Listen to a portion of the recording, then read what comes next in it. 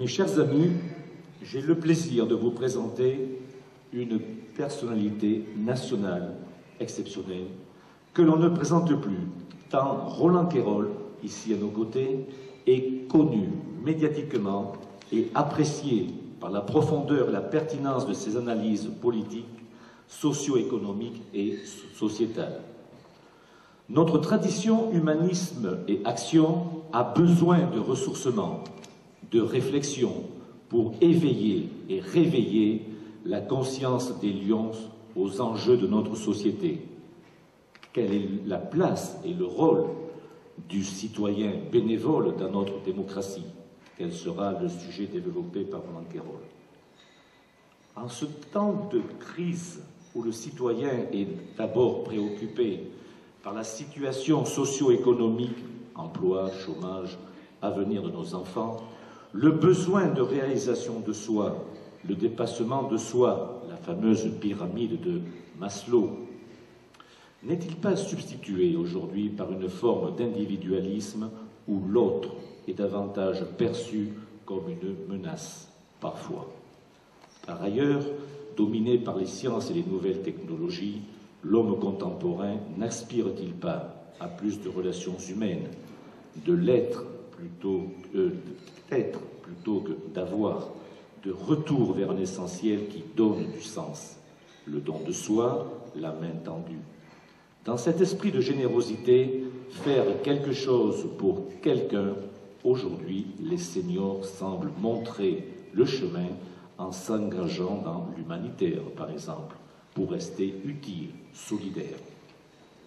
Ces quelques propos introductifs vont être développés avec le talent que nous lui connaissons par notre conférencier Roland Quérol, soutenu par le thème « Le citoyen dans la démocratie aujourd'hui et demain ». Ensuite, M. Olivier Bonichon, directeur régional de la montagne, ici présent, ouvrira et animera le débat avec nous, Lions.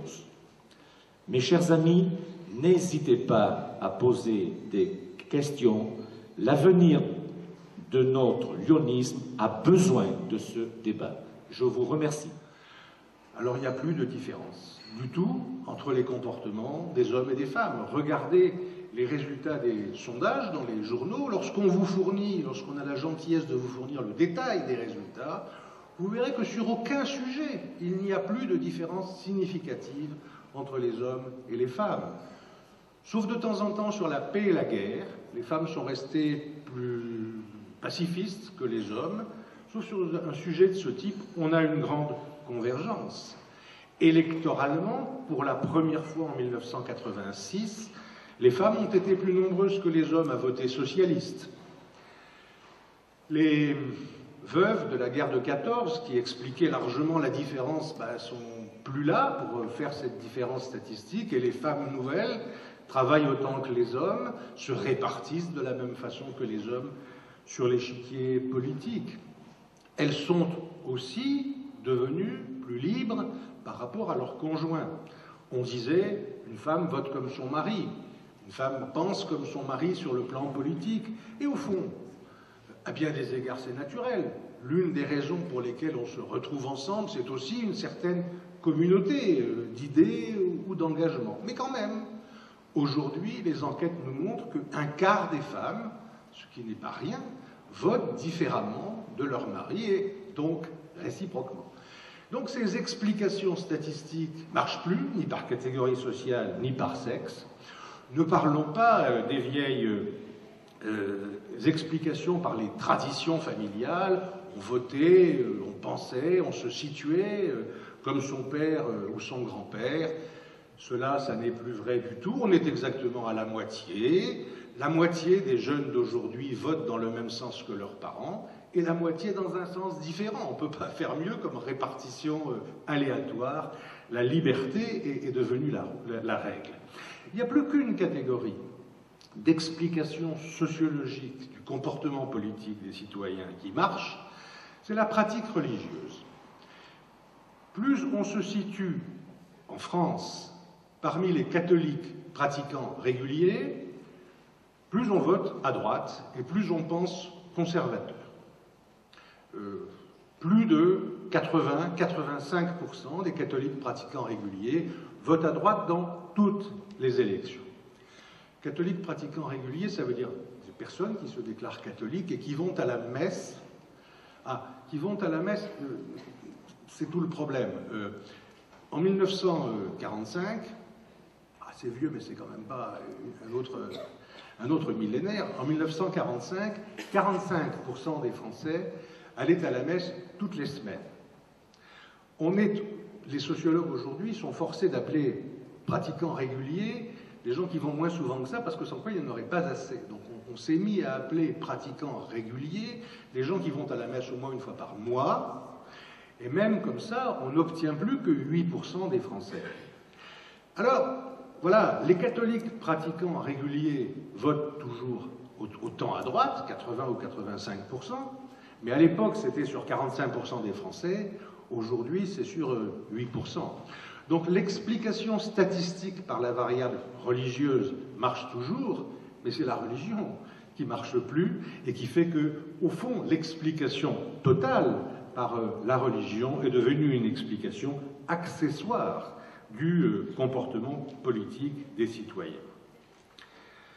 Les catégories sociales n'expliquent plus rien.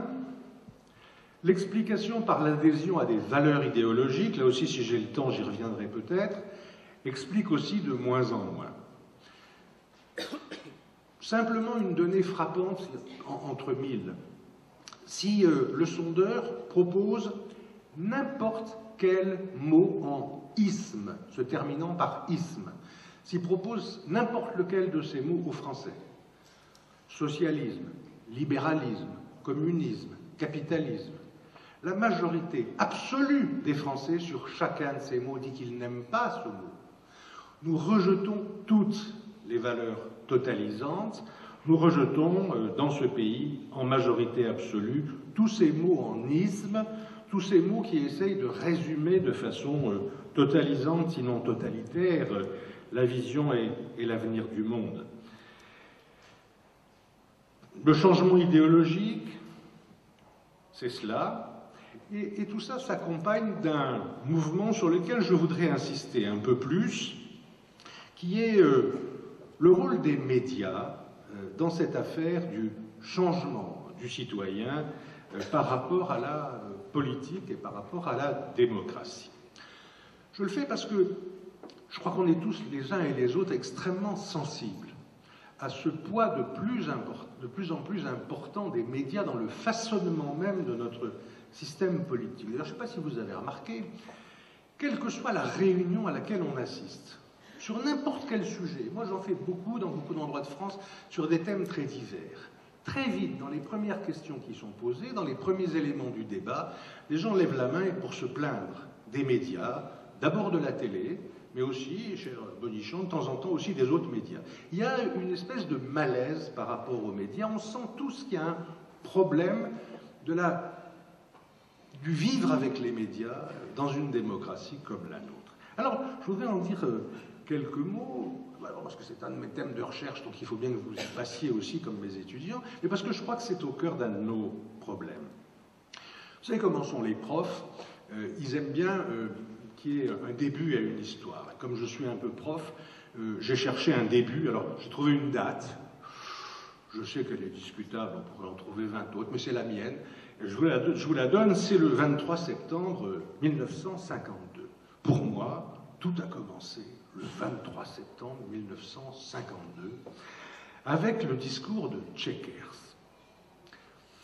Je vois qu'il y a beaucoup de gens qui sont familiers du discours de Tschekers ici, évidemment. Quand je parle à mes étudiants new-yorkais du discours de Tschekers, ça se passe en Amérique, eux-mêmes me disent « mais qui c'est Tschekers? Où c'est Tschekers ?» Alors, si eux, ils ne savent pas, peut-être que vous savez plus tous très bien. Alors, je vais me rappeler Tschekers, parce que je trouve que Tschekers explique bien ce qui se passe, à mon avis, depuis un demi-siècle, mais avec un professionnalisme de plus en plus parfait des hommes politiques.